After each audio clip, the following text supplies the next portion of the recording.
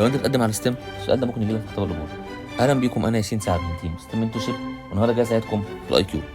شكرا جدا لكل الناس اللي حلت معانا السؤال اللي فات، دي اسماء الناس اللي حلت صح. طيب بالنسبه للسؤال ده هو مدينا متسلسله من الحروف وعايزنا نكملها.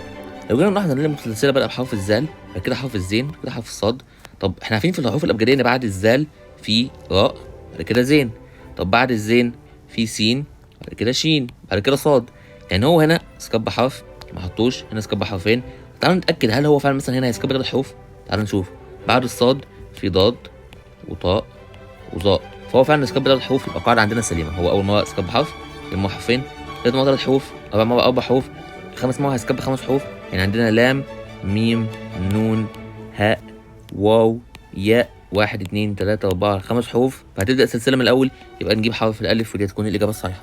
حاولوا تحلوا السؤال ده تحت في الكومنتات، والاجابه صح هنطلعها الفيديو الجاي. السؤال ده اصعب شويه من الاسئله اللي انتم متعودين عليها، فحاولوا تحلوه. وما تنسوش تعملوا لنا لايك وفولو، تشتركوا في القناه وسيبوا الفيديو عشان ده ممكن يقابلكم في امتحان القبول.